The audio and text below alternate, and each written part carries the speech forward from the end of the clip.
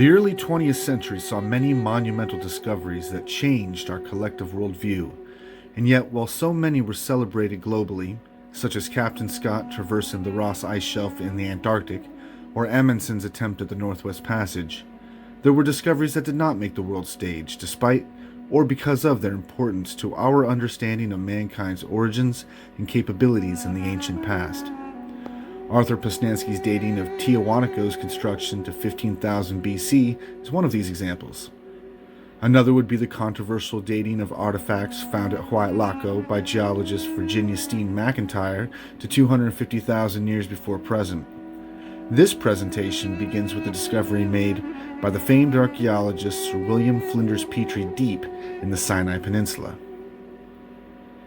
In 1902, Petrie and his team were tasked by the Egypt Exploration Fund to survey the old copper and turquoise mining region between the Gulfs of Suez and Aqaba. This was the land of the biblical mountain of Moses, where, according to the Old Testament, the mount's namesake climbed to the top to speak with El Shaddai, the Lord of the mountain, later called Jehovah, after leading the Israelites out of Egypt. The book of Exodus gives a fairly detailed description of the route taken by Moses and the Israelites as they journeyed beyond the Red Sea towards the land of Midian, across the regions of Shur, to where a sandstone plateau towers over 2,600 feet above the plain of Paran. Today, this mountain is known as Sarabat al-Karam, and it is here, in 1902, thousands of miles from the Nile Delta, that Petrie made the monumental discovery of an Egyptian temple with inscriptions dating back to the time of the 4th dynasty pharaoh Sennacherib, who ruled around 2600 BC. This temple, with its mysterious artifacts and numerous hieroglyphic references to light, bread, gold, and a substance that translates to mufkut, left Petrie and his team scratching their heads at the true purpose of this place that had lain forgotten for millennia. Among the halls, courts, and chambers were found wands of an unknown hard substance, a metallurgist's crucible, split-level tables, and a number of cups and vases decorated with spirals, diagonal squares, and latticework.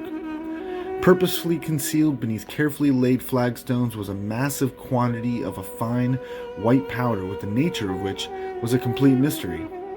Though it was sifted and winnowed, examined and discussed, its identity remained elusive, and upon their departure, it was left exposed to the elements where the winds irretrievably dispersed it over the last century. But to fully understand the significance of what was discovered, we must first revisit the book of Exodus. While Moses was upon the mountain speaking with El Shaddai, his brother Aaron and the Israelites, figuring that Moses had become lost, gathered together all of the gold jewelry and trinkets they had, and melted them down and formed a golden calf to serve as a venerative idol for their onward journey. Shortly thereafter, Moses descends the mountain, and upon seeing the Israelites dancing around the idol, does a strange thing. From Exodus 32:20 we read, quote, "And he took the calf which they had made, and burned it with fire, and ground it to powder, and strawed it upon the water, and made the children of Israel drink of it." End quote. The Septuagint is a bit more accurate when it states that Moses, quote, "consumed the gold with fire," end quote.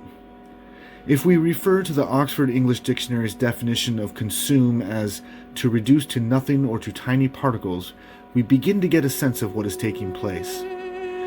Later in the same story, the powder that Moses produced could be wiped with frankincense and made into bread cakes, which the Septuagint calls, quote, "the bread of the presence," and in other biblical texts is known as shewbread. But the presence of what? Well, the presence of God. This whole scene smacks of alchemical traits, and in alchemy, the holy grail, if you'll excuse the pun, is the much revered Philosopher's Stone. This stone is thought to transmute base metals such as lead into gold, among other seemingly magical qualities. So what is the Philosopher's Stone? Indeed, it is no mystery. We need only to look at the 17th century writings of the famed alchemist Irenaeus Philalathus, who was himself revered by Isaac Newton, Robert Boyle, Elias Ashmole, and others of his day. In his work from 1667 entitled Secrets Revealed, Philalathus discusses the nature of the Philosopher's Stone when he states, quote, "Our stone is nothing but gold, digested to the highest degree of purity and subtle fixation. Our gold, no longer vulgar, is the ultimate goal of nature." End quote. In another of his works titled A Brief Guide to the Celestial Ruby, he further asserts that, quote, "It is called a stone by virtue of its fixed nature. It resists the action of fire as successful as any stone. In species it is gold, more pure than the purest. It is fixed and incombustible like a stone, but its appearance is that of a very fine powder." End quote. If any doubt remains, we can travel over 200 years before Philolaus to Nicholas Flamel, who, in his last testament from 1416, stated that when the noble metal was perfectly dried and digested, it made a, quote, "fine powder of gold, which is the philosopher's stone." End quote. Without going into the supporting details that what Petrie found at Sarabatocatum was a place that manufactured in bulk for thousands of years this powder form of gold, we are left with the question, why? If details is what you want, I refer you to the book upon which this presentation is based, Sir Laurence Gardner's Lost Secrets of the Sacred Ark. But why? Why mass produce this substance, and what was done with it?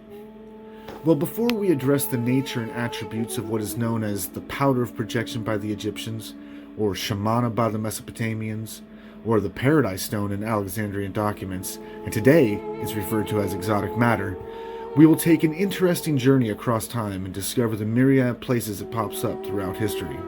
For this substance has made and broken kings, given preternatural insight and wisdom to pharaohs and priests, facilitated access to another dimension, nourished the light bodies of those who consumed it, and in a laboratory in modern days it defied all known laws of physics. Thank you for watching, and I hope you'll return to accompany on a most fascinating trek about a most important aspect of ancient life that has been lost and that we must recover to fully embody what it means to be a human being.